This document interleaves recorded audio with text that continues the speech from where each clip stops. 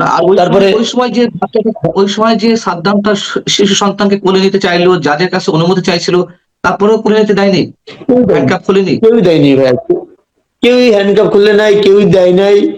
ও ও কান্নাকাটি করতে করতে প্রিজন প্রিজন গাড়িতে উঠেছে, আমরাও কান্নাকাটি করতে করতে ওর পিছনে দৌড়তে গেছি। কিন্তু আমার একটা আইন কি মানবিকতার থেকে আইন বড় ভাইয়া? আওয়ামী লীগ করেছে এই জন্যই কি অপরাধ? আপনি আমাদের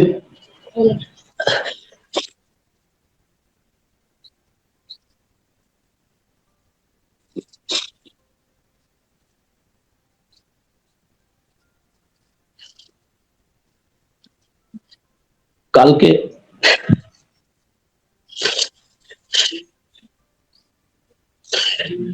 তারপরে যখন এটা হচ্ছে ওই দিনের ঘটনা, তারপরে ভাইয়ের ওই মামলা তো আমরা করতেছি, আমরা 15 দিন পরে একদিন দেখতে যেতে হয়, আমরা চাকরির কারণে, পারিবারিক কারণে আমরা দেখা করতে পারি না। আমার পরিবারে একটা পুরুষ নাই যে দেয় আমার ভাইয়ের সাথে দেখা করবে।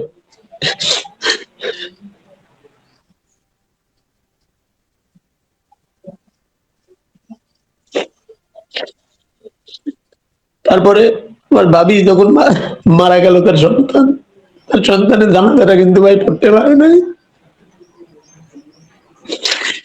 তার তো আমরা প্যারেলে মুক্তির জন্য ওই সময় তৎক্ষণিক আমি আমার মামারে দিয়ে ওটা অ্যাপ্লিকেশন করেছি। আমি ঢাকায় থাকি, আমি ঢাকা থেকে রওনা দিচ্ছি। আমি বলেছি তুমি ডিসি অফিসে যাও। পরে বলে ডিসি অফিস বন্ধ। তোমরা সেই বন্ধের পরে সেই ডিসি অফিস থেকে আমরা সেই ড্রাফটিং করে নিয়ে যেয়ে আমরা ডিসির বাংলোতে গেছি। আমার মামা গেছে ডিসির বাংলোতে, যাওয়ার পরে ডিসির বাংলোতে যাওয়ার সাথে মামা দেখা করছে। ডিসি সাহেব ফোন দিল, জেলার সাহেব না এসপি সাহেব রে, এসপি সাহেব বললো যে না, এটা পেরোলে মুক্তি দেওয়া যাবে না, এটা আমাদের আইনে আসে না। তারপরে আমরা অনেক পাউটা আগতি মিনতি করেছি, কিন্তু ভাই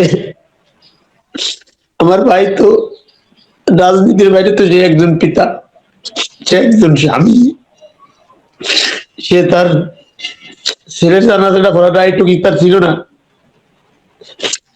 তারপরে তারা বলিতে যদি কিছু করতে হয় তাহলে আপনারা এসপি সাহেব বলিতে, এবং বাগেরহাটের জেলার এবং এসপি এদের কারণেই আজ আমার ভাই এবং আমার ভাবি এবং আমার বাচ্চা, আমার ভাইয়ের বাচ্চাটা মারা গেল এদের হয়রানির কারণে। ভাই ভাই এরা যা করছে, আল্লাহ এদেরও তো সন্তান আছে, এদেরও সন্তান আছে।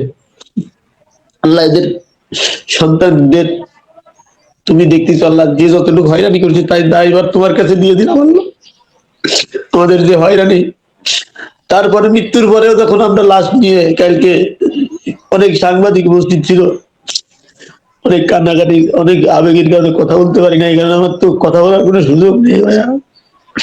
আমার আমার এই ঝামেলার মধ্যে আমার ভাই জেলে থাকা অবস্থায় আমার একটা বোন, তার বোন জামাই মারা গেছে, সেই বোন জামাই জানা দেওয়া কিন্তু যেতে পারে না, ওটা আমরা মানি নিয়েছি, এটা তার রক্তের কিছু না।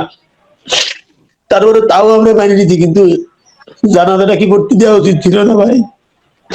সে তো একজন পিতা, সে তো একজন স্বামী। তারপরে কালকে যখন গেছি, আমাদের 4 জনের বেশি ঢুকতে দেবে না, তারপরে আমরা অনেক রিকোয়েস্ট করে আমরা 5-7 জন ঢুকেছি। ঢুকার পরে জেলার সাহেব সে বলে 2 মিনিটের বেশি 1 মিনিটও কথা বলা যাবে না, গড়ি ধরে বলছে যে 2 মিনিট। পরে রিকোয়েস্ট করে আমরা বললাম তাহলে 2 মিনিট না, আপনি 10টা মিনিট দেন।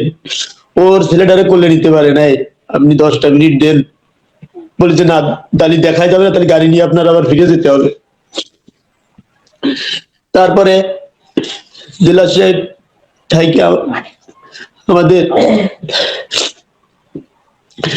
2 মিনিট সময় হওয়ার সঙ্গে সঙ্গে আমাদের সাথে জায়স্থানাতে ব্যবহার, তারপরে আমরা ওটা মাইনে নিয়ে আমরা ওইখানে আরো 2-3 মিনিট ওই সিঙ্গে পল্লা করতে করতে কথা বলেছি। আমার ভাইটা বললো যে স্যার আর আর আর 2-3 মিনিট থাকি, আর 2 মিনিট থাকি। সে বলে না, আর 1 মিনিটও থাকা যাবে না, এখানে সিসি ক্যামেরা আছে, সরকার সব দেখতেছে। তা সরকার সব দেখতেছে, তা ওইখানে কি 10টা মিনিটের জন্য কি পুরো জেলখানা কি শেষ হয়ে যেত ভাই? আমার ভাই জেলখানা থেকে মাটি ফাটায় দিতে ভাই তার সন্তানের জন্য। আমার ভাই আসলো, আসলি বললাম ভাই তুই ছেলেটারে একটু কোলে নে। কয় আমি ছেলেটারে কি কোলে নেবো, আমি তো বেঁচে থাকা অবস্থায় কোলে নিতে পারিনি, আমি তো ওরে কোলে নেবো না। ছেলেটার মাথায় হাত বুলিয়ে দিয়ে খালি বললো ক্ষমা করে দিস। আমার ভাবির মাথায় হাত বুলিয়ে দিয়ে আমার ভাবির কমলাটা চুমু দিয়ে বলিতে আমারে মাফ করে দিও, আমি ভালো স্বামী ভালো পিতা হতে পারলাম না। হায় রে রাজনীতি, খালি এইটুকু বললো। এটাই ভাই।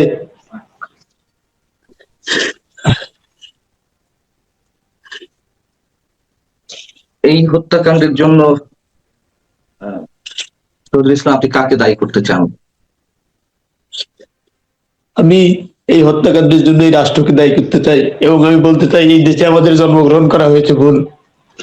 এই দেশে আমাদের জন্মগ্রহণ করা হয়েছে ভুল। যদি এই দেশে আওয়ামী লীগ করার কারণে যদি তার সন্তান, তার বউ যদি এই অবস্থা হয়, তাহলে আমাদের মেরে ফেলা ভাই।